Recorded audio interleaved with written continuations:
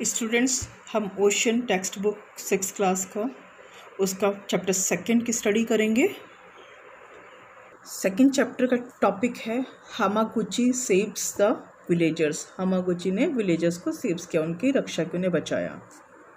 Through this story writer ने ये बताया है कि जैसे जापान में जो अर्थक्वेक आता है तो उससे कई बार क्या होता है, बहुत ही टॉरिबल, बहुत ही खतरनाक टाइड्स के कारण खतरनाक वेव्स उठती है, जिसके कारण सुनामी आ जाता है।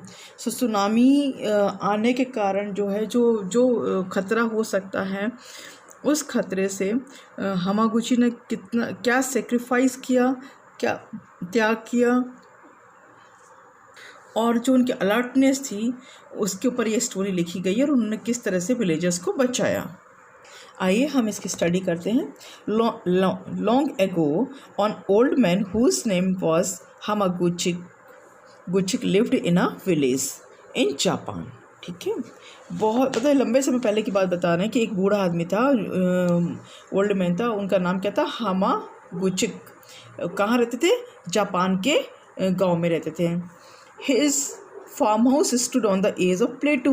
उनका जो फार्म हाउस था वो कहाँ पे स्टूड था, कहाँ पे बना हुआ था, कहाँ पे खड़ा था?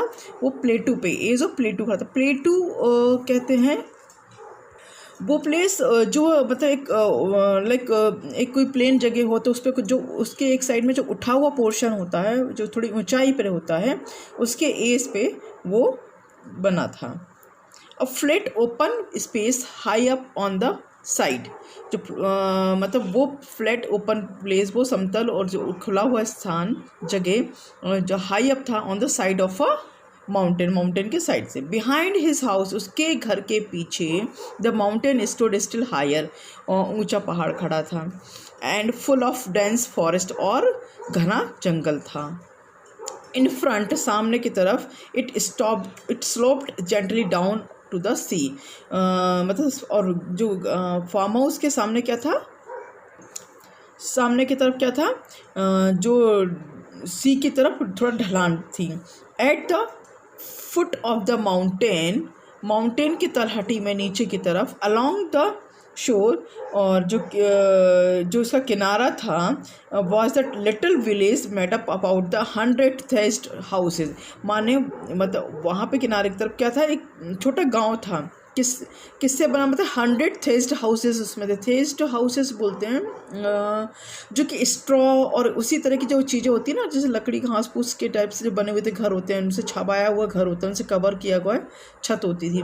ऐसे 100 हाउसेज वहाँ पे थे। उनका घर मतलब एक जो गांव था जहाँ पे ऐसे 100 घर बने हुए थे, लगभग 100 घर बने हुए थे, जिनकी छतें जो बने हुए थे वो थेस्ट के थे। थेस्ट हाउसेज थे, माने स्ट्रॉ से बने हुए, लकड़ी से, झाड़ियों से बनाए जाते थे। A little apart from them stood the temple, और उससे कुछ दूरी पे क्या था, एक टेम्पल भी स्टूड था, एक मंदिर भी बना हुआ था, मंदिर भी खड़ा हुआ था, मंदिर भी बना हुआ था। वंस आफ्टरनून, एक दोपहर, हामागुची सेट विथ हिज ग्रैंडसन। हामागुची जो है अपने ग्रैंडसन के साथ बैठे हुए थे on the balcony of his house, अपने घर की बालकनी में। Watching the people of the village के लोगों को देख रहे थे। Below enjoying the harvest festival, जो कि फसल के उत्सव के जो है के प्रति वो खुश हो रहे थे। मतलब the rice crop had been very good, जो राइस की जो क्रॉप थी, फसल थी, वो बहुत ही अच्छी थी। And the villages were very happy, और जो गाँव के लोग थे वो बहुत ही खुश हो रहे थे। All the shops and houses were gaily decorated with paper lanterns से जो दुकानें थी, जो घर थे वो डेकोरेट किए गए थे, बहुत ही सुंदरता से सजाए गए थे। The villagers wearing bright coloured clothes, जो विलेजर्स थे उन्होंने ब्राइट कलर के, चमकीले कलर के कपड़े पहने हुए थे। Were about to start the harvest dance, और वो हार्वेस्ट डांस जो है वो शुरू करने वाले थे, मतलब नाचने वाले थे। फसल का जो टाइम होता है कटने का, उस पर जो डांस किया जाता है, उसके लिए वो बिल्कुल करने ही वाले थे, तैयारी थे। फ्रॉम हिज बालकनी, उनके बालकनी से Hamaguchi could see the vast sea curling over into waves in the bright afternoon sun. माने हामागुची जो हैं अपने घर से वो देख सकते थे जो समुद्र की जो लहरें थी वो घुमड़ घुमड़ के आ रही थी दोपहर में, सूरज की चमकीले ब्राइट आफ्टरनून जो धूप निकली हुई दोपहर थी हैं, वो सूरज की धूप की रोशनी में दोपहर में वो जो लहरें जो घुमड़ घुमड़ कर आ रही थी समुद्र की, उसको वो देख सकते थे अपने घर से। सडनली, अचानक, Hamaguchi felt a slight movement. Suddenly Hamaguchi को एक कुछ हल्का सा हलचल सी महसूस हुई। The house rocked 3 or 4 times। जो घर था वो 3 से 4 बार करीबन हिला। मतलब लाइक हिलना जैसा होता है ना, रॉक्ड मीन्स थोड़ा सा झुलना झुलने को बोलते हैं, सो हिला।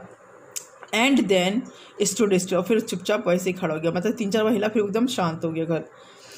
हामागुची had seen many earthquakes in his life. Hamaguchi ने बहुत सारे अर्थक्वेक्स जो हैं भूकंप देखे थे अपनी ज़िंदगी में।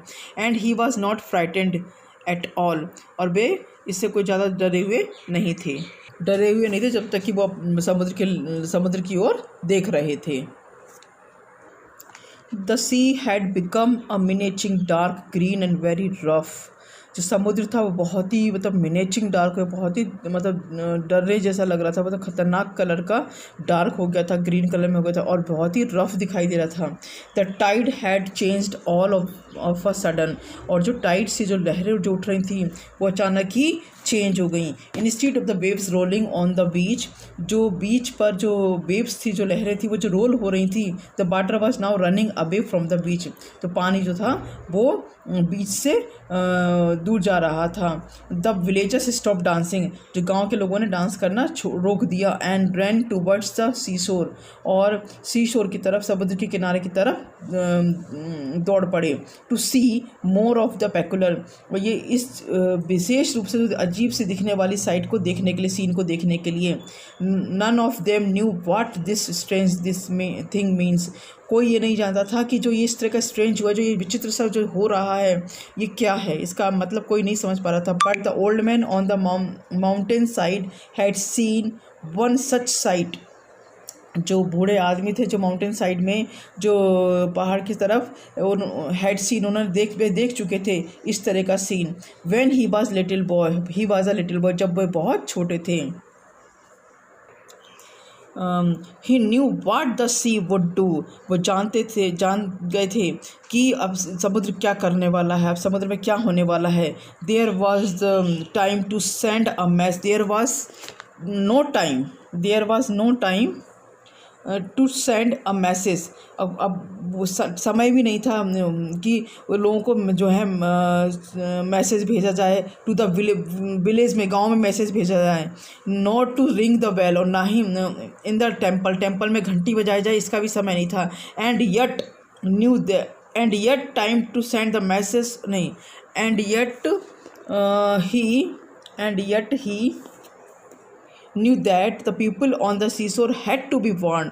हाँ, लेकिन वो जानते थे कि अब जो सीशोर की तरफ जो लोग हैं उनको चेतावनी दी जाए। Yone he called his grandson, Yone अपने ग्रैंडसन को बुलाया, आवाज़ दी। Light a torch quick, torch को जलाओ जल्दी। द यंग बॉय, योने जो था यंग बॉय जो है वो पजल्ड था, परेशान था। But he asked no question, उसने कोई प्रश्न नहीं किया। He lit the torch at once, और उसने एक बार टॉर्च जला दी। The old man ran to field, old man जो है वो बूढ़ा आदमी फील्ड की तरफ दौड़ा। Where hundreds of rice sacks were stacked, माने कि जो राइस के जो बैग्स थे, सैकड़ों जो राइस के बैग्स पड़े हुए थे, वो उनका ढेर लगा हुआ था। He ran from one sack to another, एक सैक से दूसरे सैक की तरफ दौड़े। Applying the torch to each, और उन्होंने सब पे जो है वो टॉर्च को अप्लाई कर दिया। मीन्स कि यहाँ पे टॉर्च मतलब वो लाइट वाले बैटरी वाला टॉर्च नहीं, यहाँ पे मशाल है, जो जिसमें आग लगाई जाती है ना मशाल से। सो उन्होंने उसकी मशाल मतलब उस सैक जो रखे हुए थे और जो धान के जो लाइक वो पड़े हुए थे बोरे, उनमें उन्होंने मशाल से जला दिया। The dry sacks caught fire quickly, जो सूखी हुई सैक थी, जो ढेरी लगी हुई थी धान की, उन्होंने जल्दी से आग पकड़ ली। Soon the flames were shooting upwards, और जल्दी जो उनकी जो लपट रही थी, ज्वाला थी जो हैं वो क्या थी, वो ऊपर की तरफ बढ़ने लगी। And the smokes were rising in great columns, और जो धुआं था वो बहुत बड़े लाइक कॉलम में जो है बहुत बड़ी ढेर उसमें मतलब क्या कॉलम में cloud in the sky, join the clouds in the sky, माने कि वो धुआं जो है ऊपर बादलों की ओर उड़ चला, उनको की तरफ बढ़ चला। योने रेन आफ्टर हिज ग्रैंडफादर, योने जो था अपने ग्रैंडफादर के पीछे दौड़ रहा था। शाउटिंग एंड क्राइंग, वो चिल्ला रहा था, रो रहा था। ग्रैंडफादर, दादाजी, why are you setting fire to the rice, आप राइस में क्यों आग लगा रहे हैं। The old man had to time to answer. He just kept putting one stack after another one fire, and the strong winds carried the sparks farther and farther till the whole field was ablaze. यहाँ पे ये misprint है। The old man had to time to answer, नहीं had no time to answer आएगा, ये misprint है book में, आप लोग इसको करेक्शन कर लीजिएगा। So the old man had no time to answer, मतलब ओल्ड मैन के पास समय ही नहीं था जवाब देने के लिए। ही जस्ट केप्ट पुटिंग, वो तो केवल putting one stake after another one, माने एक स्टेक के बाद, मतलब एक जो धान का जो ढेरी था उसको आग लगाने के बाद वो दूसरी तरफ आग लगा रहा था। द स्ट्रॉन्ग विंड कैरिड, जो बहुत तेज़ हवाएं चल रही थी। The spark father and father, वो बहुत दूर दूर तक वो फैल रही थी। स्पार्क, उसकी चिंगारियाँ जो थी वो हवा के द्वारा बहुत दूर दूर तक फैलती जा रही थी। Till the whole field was ablaze, जब तक कि पूरा जो है फील्ड जो था, पूरा खेत जो था वो एब्लॉज हो गया। एब्लाज मीन्स होता है चमकना, ग्लिटर करना, बहुत शाइन करना। सो वो आग की लपटों से वो चमक रहा था पूरा खेत।